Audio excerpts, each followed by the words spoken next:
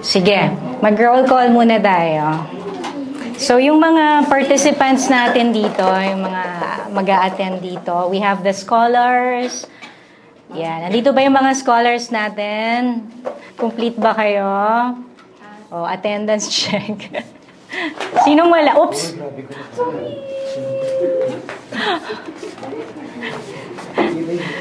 Okay. Anyway, we have our attendance naman dyan. What about the leaders ng mga ministry? Si Jairus nandito. Si Louie. Ayan, si Sam sa kids. Whitey. Okay. Angel and Paulo. Si Paulo nawawala. Si Paulo una-una dito. Okay. Mga parents. May kasama tayong mga parents. Ito, tatlo. Yung dalawa, wala. Absent. Okay. May klase na ba kayo? May klase kayo? Galing kayo sa ano? Face-to-face? Kaninang tanghali. Okay. Ako kanina umaga ko pasuot tong damit ko. Nakaidlip na ako at nakagising. Ano ba rin ang suot ko? Okay, mag-pray muna tayo before we start our session. By the way, this is the second session of this 11 session series called Grace and Law. And ako po yung speaker ninyo for this particular topic. And then after 11 sessions, we will have a break. Yan. And probably Pastor Cholo will have another series naman. You'll have another series with him pagkatapos ko. No? So, let's invite the Holy Spirit to be with us right now. Can we just pray? Heavenly Father, thank you, Lord, for your love and your grace. Maraming salamat po, Lord, na nandiyan ka parate and hindi mo kami iniiwan. Maraming salamat, Lord, sa mga promises mo, sa mga pangako mo, Lord, sa buhay ng bawat isa sa amin. And sa sandaling ito, Lord, we would like to ask for the Holy Spirit to teach us. Be our teacher, Holy Spirit. I ask in the name of Jesus that you would make our hearts burn, that you would make us burn for you, Jesus, that we would know the Lord more, that we would know and love Him more. Thank you, Lord. In your name, Jesus, we pray. Amen. All right. So last time, nagkaroon tayo ng icebreaker before we had our, diba? Our session. So we're gonna have another icebreaker today. Okay? So, alam nyo ba yung Dino, I think nagawa na namin to ng mga young people before Yung truths and a lie. Who remembers that? Okay. So, dalawang katotohanan at isang kasinungalingan. Alam nyo yan? So, what you're going to do is, mag-isip kayo ng 3 bagay tungkol sa sarili ninyo. 3 things about yourself, 3 bagay tungkol sa sarili nyo. Dapat hindi obvious, ha? Halimbawa, wag niyong sabihin na ako ay may 3 anak. Alam naman ng lahat na may 3 anak ka. Hindi dapat obvious. Something na ikaw lang ang nakakaalam nung 3 bagay na yon. And then yung mga members dun sa group mo, they will guess kung alin yung totoo doon, alin doon yung yung hindi totoo. Okay? Na gets nyo. Example. Okay, ako. Number 1. Nakapunta na ako sa Palawan. Pangalawa, meron akong 2 kapatid. And then, pangatlo, meron akong, gusto ko ng blueberry cheesecake. Hulaan nyo, alin dun yung hindi totoo? Last session, yung topic natin our topic was about yes, that's going to be the topic for the whole series, no, yung 10 Commandments. But last time, for those who were not here last time, I'm just gonna have a recap para at least masundan natin siya, no? Kasi last week, we had an introduction to this topic. And basically, we talked about yung dahilan, the reason, why we need to study the 10 Commandments. So, yun yung pinag-usapan natin last week. And then, of course, nasa New Covenant na tayo, di ba? New Testament. And the 10 Commandments were given in the Old Covenant pa to, Old Testament. But looking at the 10 Commandments, bakit importante, di ba? Para sa mga Christians, present-day Christians, ang maunawaan ito, and why do we need to follow them anyway? Diba? And just like what we talked about last time, yung mga reasons, number one, we said na, kasi yung mga commands na ito ay nanggaling sa heart ng Panginoon mismo. That means these commands reflect yung values niya. Ano yung values? Yung mahalaga para kay Lord So, kapag tinitignan natin, when we read the commands, kahit na nandun yan sa Old Testament, we can protect ourselves, spiritually.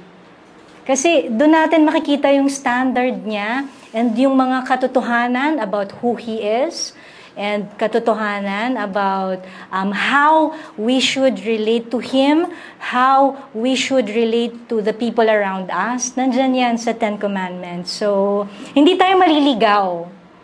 'Di ba? Kapag alam natin by heart yung commands ng Panginoon. So, we will be able to, of course, follow those commands and magiging spiritually, strong tayo sa Panginoon. And number 2 reason, kapag alam natin yung mga commands ng Panginoon, malalaman din natin yung heart niya. Di ba sabi ko nga, when we read the Bible, every aspect, every page of the Bible would tell you something about the heart of God.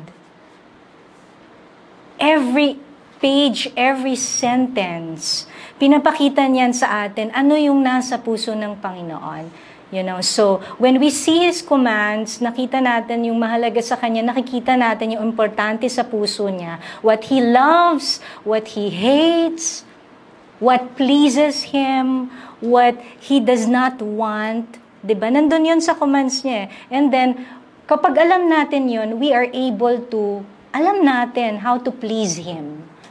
Diba? Kasi tayo, kapag may ka-relationship kayo, kung kakilala nyo yung tao, alam nyo yung gusto ng tao, ayaw ng tao, alam nyo kung ano yung makakapagpa-touch sa heart ng taong yan. So, we study the 10 Commandments because of that. And then lastly, of course, pinuposition natin yung sarili natin we position ourselves to receive God's grace, yung biyaya ng Panginoon in His blessings. Diba? As I told you last time, hindi natin pwedeng bayaran yung pagpapala, yung mga blessings ng Panginoon sa atin. Hindi natin pwedeng sabihin kay God, Lord, sumunod ako sa iyo, i-bless mo ako. It doesn't work that way. We can never earn His blessings, but we can position ourselves na matanggap yung grace niya. Kasi everything sa buhay natin, talagang dahil lang yan sa grace ni Lord. Dahil yan sa biyaya niya. Wala sa atin dito, sa kwartong ito, o sa labas man, ang deserving ng pagpapala niya. Wala. Diba? Pero, when we know Him, when we know what He wants, yan sa mga commands niya, pinuposition natin yung sarili natin to receive more grace. Grace, Lord, grace. Grace mo. And then, when we follow Him, of course, and His grace is there, we receive His blessings. Kaya napagpapala tayo dahil sa biyaya niya. Diba? So, basically, yun yung pinag-usapan natin last time. And I wanna open this session by showing you yung Exodus, yung sinabi ni God sa Exodus 20. Exodus 20. This is the introduction bago niya ibigay yung 10 Commandments sa mga Israelites. Diba? Ang sabi niya dyan, and God spoke all these words saying, sabi niya ganyan, ang lahat ng ito ay sinabi ng Diyos. Ito yung sinabi niya, ako si Yahweh, ang iyong Diyos na naglabas sa iyo sa Ehipto at nagpalaya sa iyo mula sa pagkaalipin. I will repeat what God said to the people of Israel. Sinabi niya ito sa mga Israelita. Okay, sa mga Jews. Sabi niya, ako si Yahweh, ang iyong Diyos na naglabas sa iyo sa Ehipto at nagpalaya sa iyo mula sa pagkaalipin. You remember the story. 'Di ba? Yung mga Israelites, you remember their history. Ano ang nangyari sa kanila? Ayan, and the picture here, if you see this, ayan, these are real people sa panahon na yon, Ito ay mga totoong tao, mga kalahi ni Abraham. 'Di ba? May pagkakataon sa history ng mga Israelites, sila ay napadpad sa Ehipto, sa Egypt. And when they were there for many years, sila ay inalipin. 'Di ba? You remember the story. They became slaves. Trinato silang bilang mga alipin ng mga Ehipto. Tulungan mo kami mga slaves dito.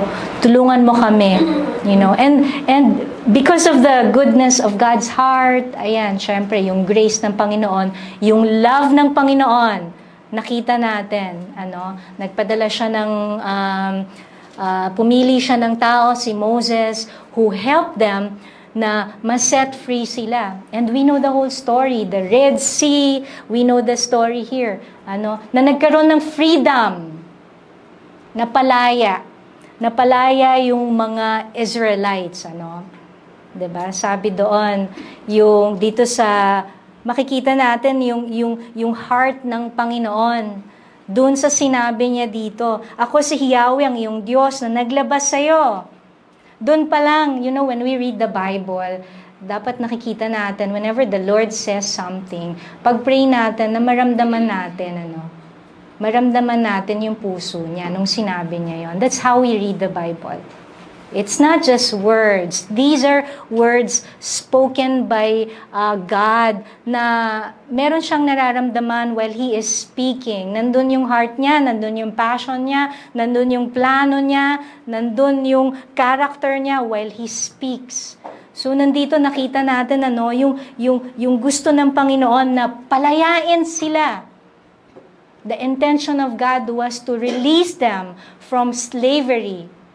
Yon, 'di ba na sila'y lumaya mula sa pagkakaalipin. And bakit? 'Di ba? Bakit?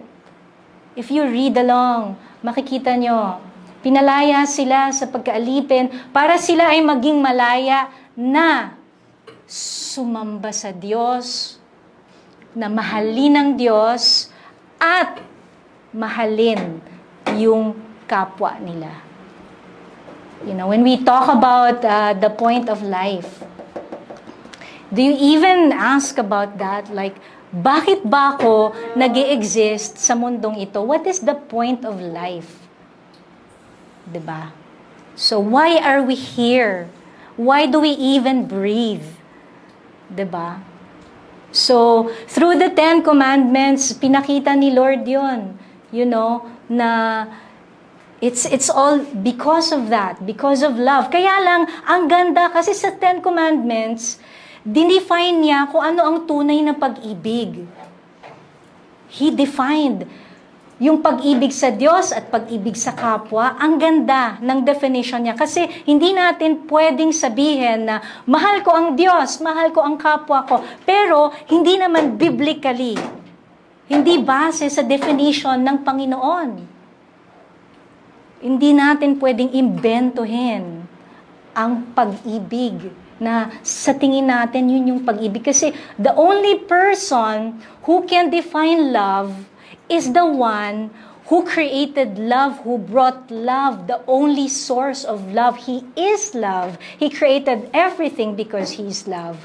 And everything that comes out of Him is love. And everything that He does is out of His love. Kaya lang ang problema ang tao. May kanya-kanya tayong definition ng love. Ayun yung gustong ituwid ng Panginoon. Ang Ten Commandments, napakagandang pag-aralan. Kasi nandyan yung definition ng love.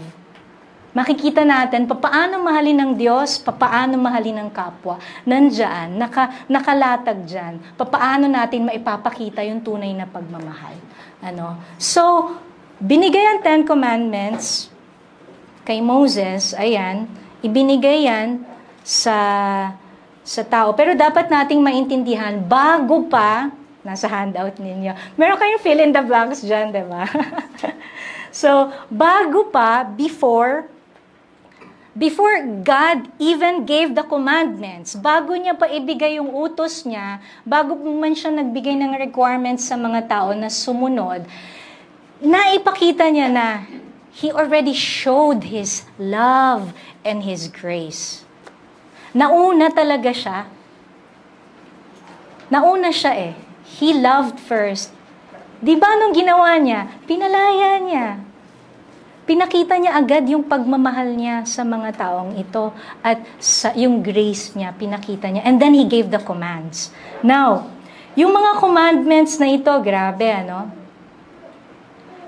Yung mga commands na ito, kung natatandaan nyo, yung sinabi ni Pastor Cholo before, nung Sunday, last Sunday, talagang pinoprotect nito yung mga tao.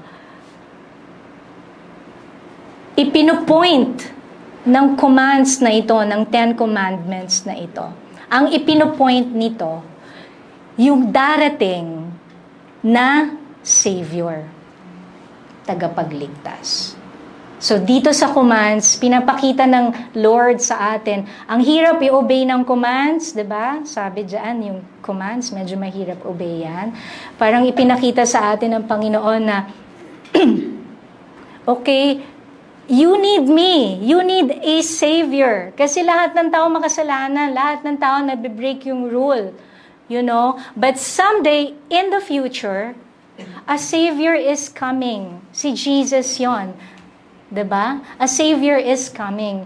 And pinoint yan doon sa Ten Commandments na itong law mabigat, pero tumingin kayo kay Jesus ngayon because He is the one, who was able to fulfill the law of God, the whole commands of God. Siya talaga yung naka-fulfill nun. And now, everybody who believes in Him, we are able to, of course, have the power now, have the grace and the power to follow the Lord. Follow the commands of God. Diba? So, sa Galatians 5:1, sabi dyan, through Christ, ayan, it is for freedom that Christ has set us free. Malaya na tayo dahil pinalaya na tayo ni Kristo, kaya magpakatatag kayo at huwag nang pagpaalipin pang muli. I-relate ko lang to. Yung mga Israelites, pinalaya sila, diba, ng Panginoon from slavery. Ngayong sa New Testament, dito kay, sinasabi dito, ni Paul sa Galatians, malaya na tayo. Yung mga naniwala na kay Jesus, God has already set you free from sin, from the bondage of sin. So dati mga Israelites, sinet free sila mula sa pagkaalipin nila. Ngayon, ang nag-aalipin sa atin, kasalanan. Diba? But God said, pinalaya na kayo dyan. Ibig sabihin, Yung sinful nature natin na namana natin kay Adan at kay Eva, dahil tayo nanampalataya kay Kristo, yun ay naputol na. Sa harap ng Panginoon, our spirit is now righteous. We are holy before our God. And now, because we have His righteousness, we have the holiness of Jesus, we can now live a holy life. Kaya na natin na mamuhay ng banal kasi pinabanal na yung espiritu natin. Now, hindi pa tapos yung history. Hindi pa tapos ang history ng man. And we are still waiting for our Redeemer to redeem us completely. We are waiting for the second coming, yung pagdating muli ni Jesus. 'Di ba?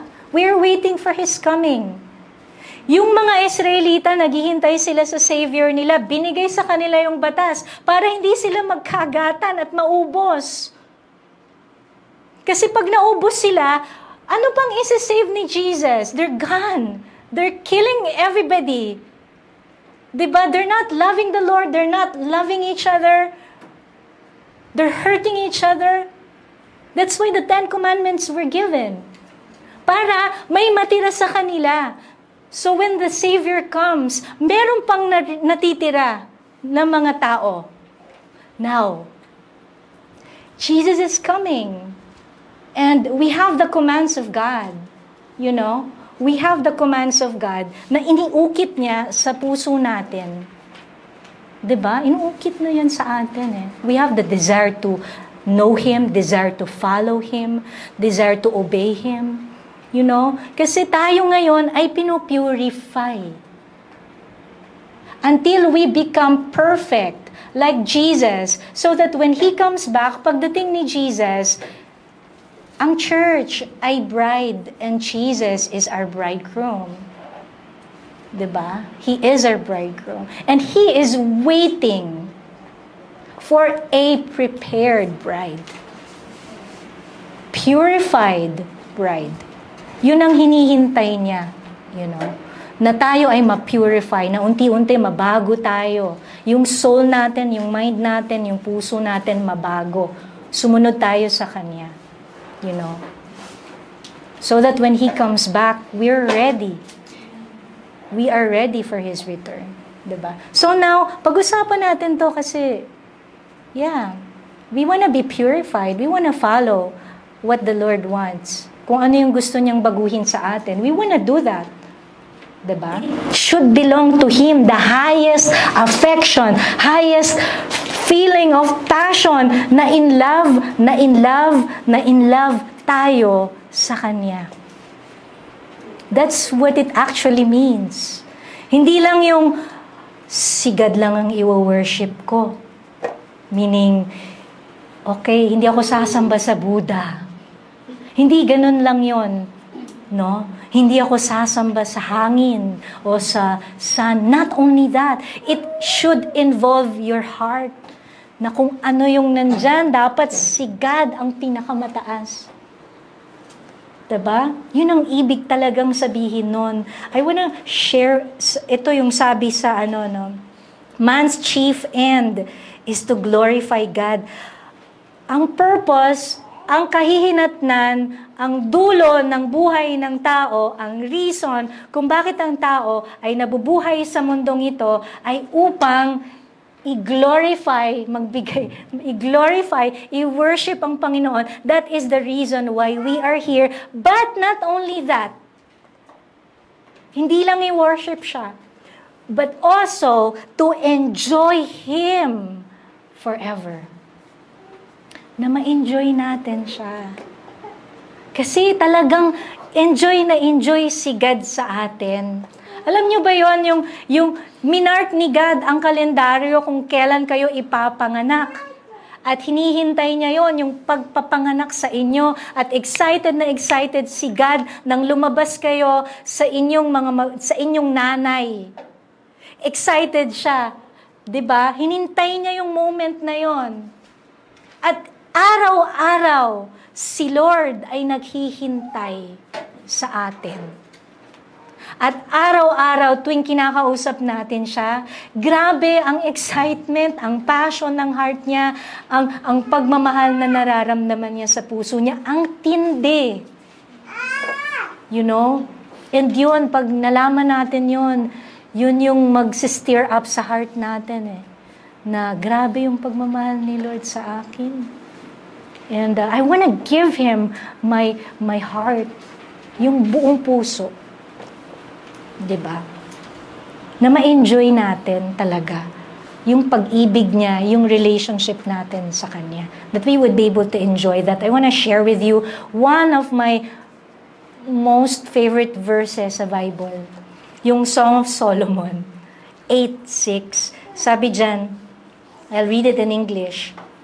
Set me as a seal upon your heart, as a seal upon your arm.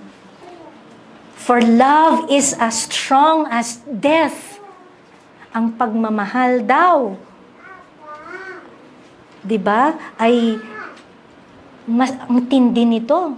Handang magpakamatay ang taong nagmamahal. Panibughuman ay gayon, may jealousy as cruel as the grave. Its flames are flames of fire, a most vehement flame. I hope that you see the heart of God here. That this is the way the Lord feels about us. This is how He actually feels about us. Na yung time na bumaba si Jesus Christ dito, He died for love. To be with us. Gusto niya tayong makasama forever. 'Di ba? Sacrificial love. Just like what Pastor SJ said last time. That kind of love is sacrificial. You are ready to give up anything, even your own life, for the sake of the one you love. And yun yung nararamdaman ni Lord. And He already showed that. Pinakita niya yung vulnerability niya dun sa cross. The vulnerability of the heart of God na kaya niyang mamatay para sa'yo. Kasi ganyan kanya kamahala, no? And not only that, sabi dito yung jealousy.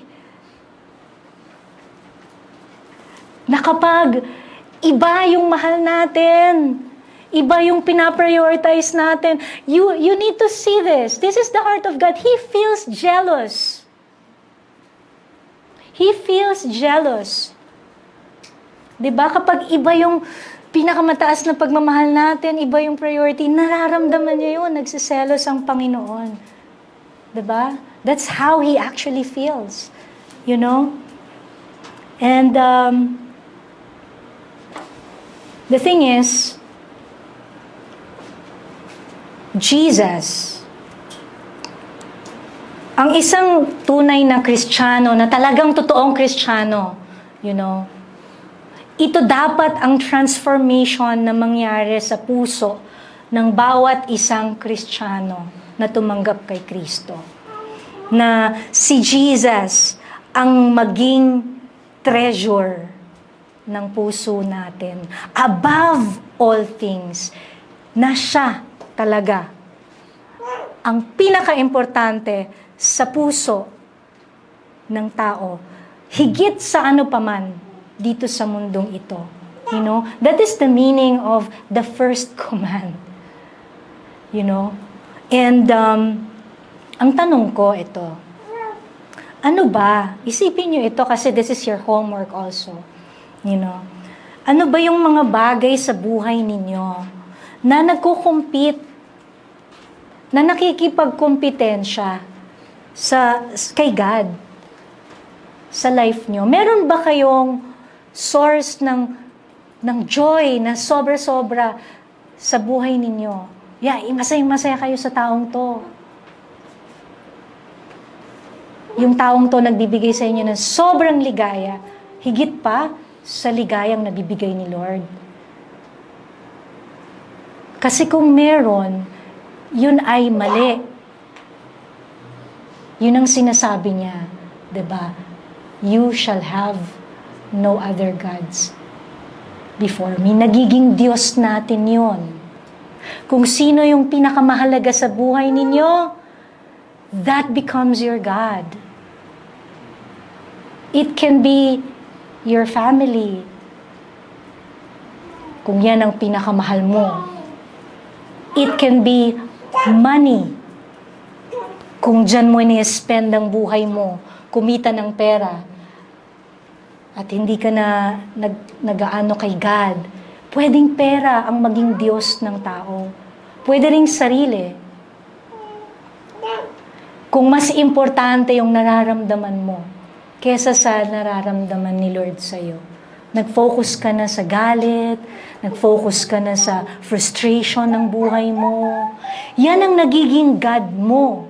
Kung ano yung pinahahalagahan mo the most sa buhay mo. Kaya yung first command, diba? You shall have no other gods. Kasi ang totoo nun, kung ano yung pinakamahalaga sa'yo, that is your God. That is your God. Diba? Now, paano natin mamahalin ng Diyos kung wala naman tayong pagmamahal? We cannot give what we do not have, diba? Kasi it takes God to love God. The only way na mamamahal natin siya, mas matetreasure natin siya, mas pahalagahan natin siya above all things, is when we realize, when we have a revelation, an awakening of the mind and heart ng pagmamahal niya. The more we know Him, the more we know about Him, the more we know about His love, the more our hearts are stirred up to love Him back. Kaya importante maintindihan natin yung pagmamahal ng Diyos sa atin. You know? Na yun, doon tayo nagfo-focus sa pag-intindi, sa pagkilala, sa pagmamahal niya sa atin. Diba? So, it takes God to love God. Yung mga taong alam na mahal sila ng Diyos, ito yung mga taong mahal na mahal din ng Diyos. Yung mga taong mahal ang sarili nila, kasi alam nilang mahal sila ng Diyos, ito yung mga taong kayang magmahal ng kapwa nila. Kasi hindi natin kayang mahalin ang kapwa natin, kundi natin mahal ang sarili natin. We cannot give. Pero yung pagmamahal natin sa sarili natin, yun ay based doon sa pagkakaalam natin ng pagmamahal ni Kristo sa atin. Based on God's love sa atin. Kaya mahal natin sarili natin kasi importante tayo kay Lord eh. Namatay siya para sa atin. Diba? That's how important we are to Him. Now, we're gonna pray. Lord, reveal to us, Lord, this is our prayer, Father, that you would reveal to us your heart, your love, even more. Na mas maranasan namin, Lord, yung pagmamahal mo, mas maging tangible ito sa buhay ng bawat isa sa amin, Lord. That way, we can love you back. That way, marirealize namin na ikaw lang talaga ang Diyos namin. You deserve, Lord. You deserve our highest affection, our highest love, our highest delight. Ikaw lang, sa'yo lang, Panginoon. Thank you, Lord, for your word. And protect each one of us. Thank you, Jesus. We love you, Lord. In your name we pray. Amen. Okay, thank you, guys. See you next Saturday. Nag-extend tayo ng 5 minutes.